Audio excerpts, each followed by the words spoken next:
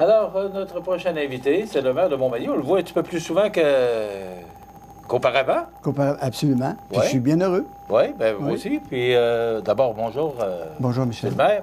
On a fait un règlement à partir Municipal. de la première fois que je vous appellerai Rémi, Oui, parce qu'on se connaît quand même très bien. oui. Et puis c'est bien Ça correct. va bien? Ça fait presque 3 mois que vous êtes en poste, Oui, ça fait 3 mois. Ça fait 3 mois le... le 5 février. Ça va faire 3 mois le 5, oui. Bientôt Ouais. mes 100 jours. Comment vous trouvez ça? Très bien, très bien. C'est comme... Exigeant? Bien exigeant, je vous dirais, ça demande du temps. C'est bien entendu qu'il faut vouloir investir du temps, mais c'est agréable. C'est agréable parce qu'on participe au développement de notre ville, on a des gens intéressés à s'investir, on a j'ai une équipe municipale extraordinaire qui me supporte, j'ai un beau conseil municipal qui sont engagés. Alors, tout est dans le meilleur des mondes. J'ai une question vraiment un peu surprenante que je vais vous poser, mais vous avez été conseiller municipal pendant 16 ans. Oui. Le fait d'être maire aujourd'hui, ça Oui. fait quoi d'être sur la grande chaise, si je peux m'exprimer ici? Ça change quoi pour... Bon, dans le fond, l'appareil municipal, ça change pas. Mais d'être conseiller, là, d'être maire, quand on a été conseiller pendant 16 ans, c'est quoi le changement que ça fait pour vous, le plus grand changement? Bien, en fait, on change de lunettes. Quand nous sommes conseillers, quand j'étais conseiller, j'entendais des gens de mon quartier. Il faut avoir une vision ville, même si on est conseiller. Mais on est quand même plus interpellé par les gens du quartier, puis veut pas, on est attaché à notre quartier, puis c'est plus auprès de ces gens-là qu'on se sent interpellé. Malgré que la plupart des projets qui sont déposés au niveau de la table municipale, c'est toujours des projets de dimension ville, puis pour le développement de la ville. Mais quand on devient maire, on change. C'est pas la même pensée, parce qu'il y a la ville, mais il y a comment on peut faire de plus pour que la ville bénéficie de tous les programmes, de toutes les informations qui nous entourent, qui nous environnent, pour qu'on puisse en faire bénéficier à nos citoyens. Puis aussi de la partager, cette information-là. Parce que c'est beau recevoir de l'information, mais il faut la partager avec nos employés municipaux, avec nos collègues au niveau de la table du conseil, parce que aussi, il faut qu'ils développent cette pensée-là, puis qu'ils nous amènent de l'eau au moulin. Et c'est ça qui est plus exigeant, parce qu'il ne faut pas que je garde l'information. Moi, ma priorité, c'est d'amener les gens à en savoir plus que moi, ou du moins autant que moi, pour qu'ils en puissent en savoir plus, pour qu'ils m'en amènent encore davantage. Parce que moi, toute seule, là, je ne pourrais pas en faire beaucoup plus que j'en fais là. Alors, c'est tous les gens qui m'entourent qui font en sorte qu'on amène des idées nouvelles, on fait progresser les dossiers. Et puis, c'est pas pour rien que j'ai voulu avoir un maire suppléant qui a une certaine permanence, avec qui je peux échanger davantage, puis à qui je peux confier des responsabilités qui va pouvoir amener davantage de l'avant que moi, je pourrais faire si je manque de temps pour le faire. Fait que l'idée est vraiment d'amener tous les conseillers, d'ailleurs, vous allez voir, avec les mois qui vont venir, bien, je les amène à avoir plus de visibilité au plan médiatique pour que, justement, qu'ils se sentent plus interpellés dans les dossiers, puis qu'ils les amènent un peu plus loin, et puis qu'ils nous permettent d'avoir encore plus de facilité de développement de notre ville. Nous aurons le plaisir d'avoir à l'occasion des conseillers qui viendront avec le maire de Montmagny pour parler de dossiers qui concernent peut-être plus les quartiers. Je trouve que c'est une bonne idée pour embarquer là-dedans. Quand vous dites avec le maire, non. Ah, OK. Non. Moi, le conseiller va être seul. Je pensais qu'il serait accompagné. Il va y avoir 2 conseillers. Minimum, un maximum de 2, minimum d'un. Et puis, effectivement, eux, ils ont des comités.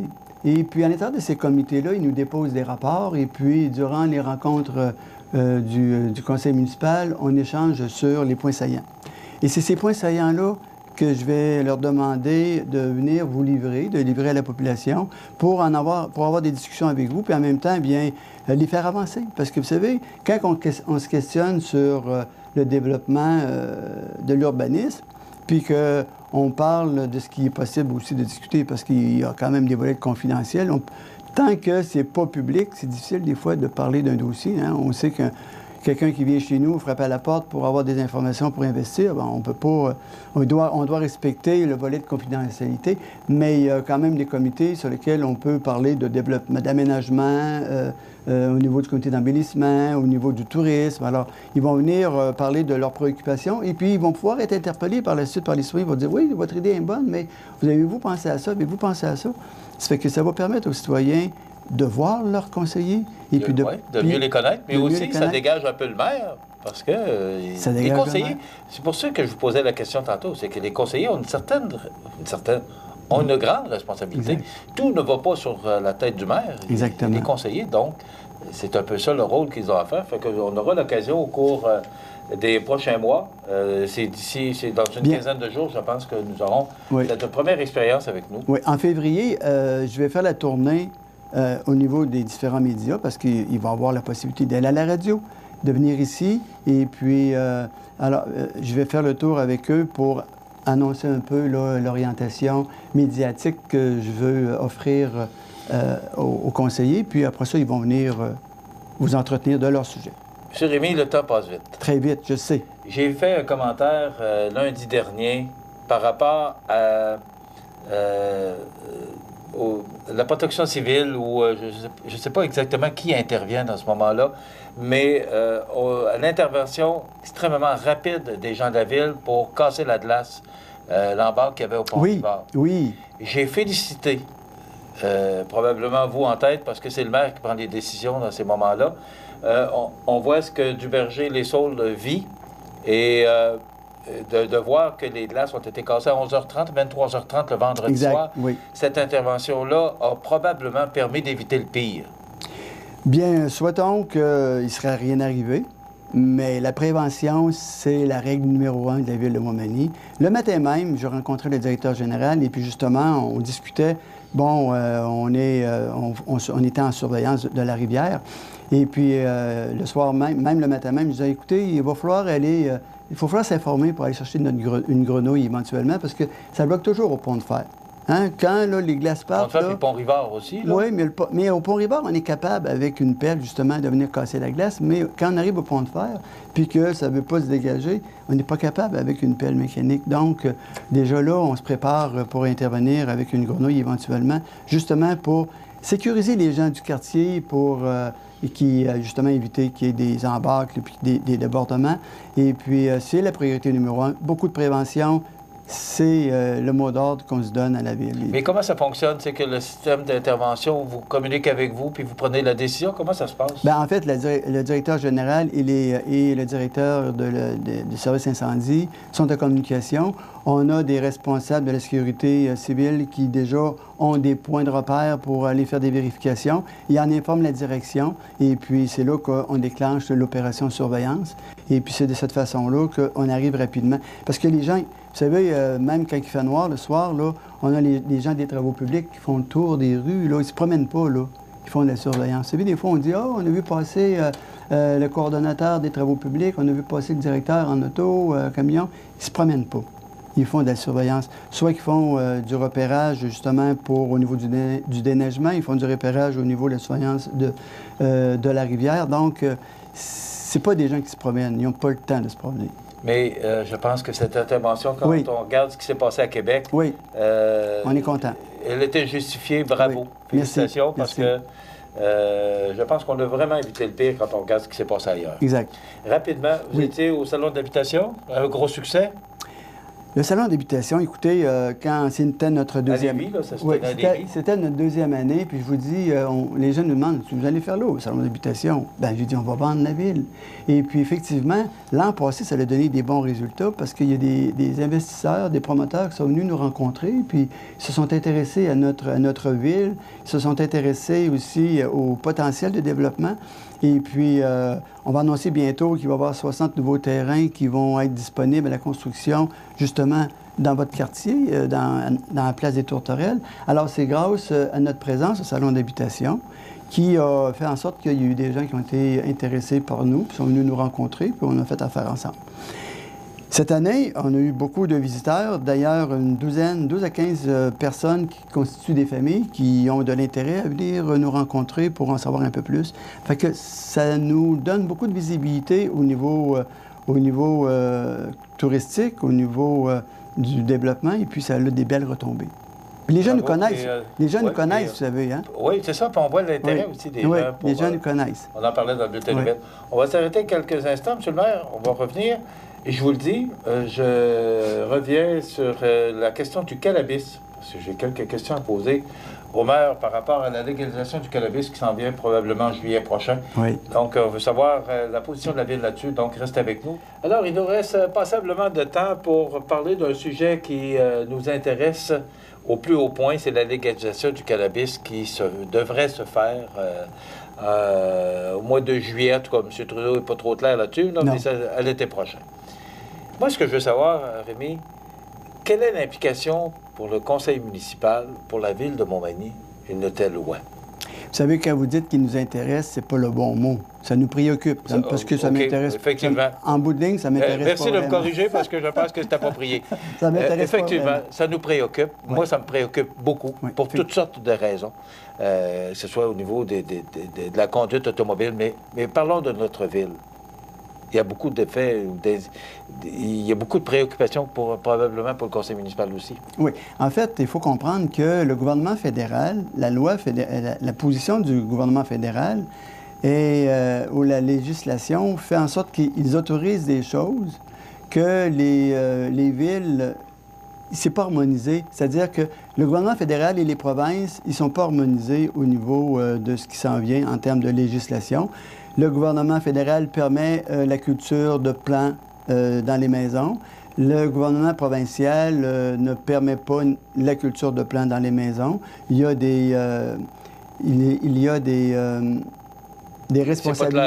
responsabilités, en fait, qu'ils nous disent. Ce sera une municipalité de déterminer si eux, ils s'harmonisent avec les orientations du fédéral ou si on s'harmonise avec les orientations du provincial, comprenez-vous? Alors, l'odieux de la décision va nous appartenir, mais je dirais même pas l'odieux. Il faut dire qu'on a des responsabilités en termes de bien-être, de sécurité, et puis on est un gouvernement de proximité, on a des responsabilités, puis on va les prendre. Et moi, ce que je dis au niveau de la MRC de Montmagny, c'est que on a des responsabilités à prendre. Il y a différentes versions là-dedans. Laissons le gouvernement provincial décider à notre place. C'est à eux à donner les orientations. Non, parce que on nous reproche toujours. On reproche toujours au gouvernement provincial de décider à notre place. C'est à nous autres à décider. Mais il faut s'harmoniser. Alors, avec l'Union des municipalités du Québec, on devrait discuter pour dire, c'est quoi l'orientation que les villes devraient prendre?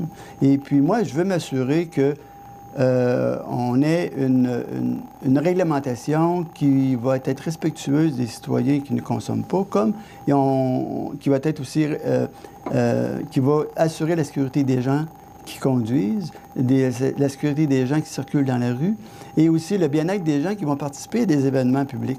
Alors, moi, je pense que la réglementation qu'on devra adopter éventuellement et que je propose qu'on adopte, c'est celle qui va s'apparenter à l'usage de l'alcool d'une part, mais aussi qui va s'apparenter également à l'interdiction de fumer dans certains endroits publics d'autre part. Et puis, si on fait la combinaison des deux, puis on prend l'exemple de l'aréna de Montmagny, bien, c'est pas parce qu'il est autorisé de consommer de l'alcool à l'intérieur, de prendre de la boisson, qu'il va être autorisé, on va pouvoir, si on l'associe l'usage du cannabis avec l'alcool, ben oui, on va dire qu'il est interdit de fumer à l'intérieur, mais comme on peut fumer à l'extérieur à 9 mètres, on va pouvoir fumer un joint. Non. Dans un milieu public, sur la voie publique, il va être interdit également de consommer cette substance-là. Mais moi, c'est ça que je comprends pas, c'est qu'on n'a pas le droit de fumer parce que la loi anti-tabac.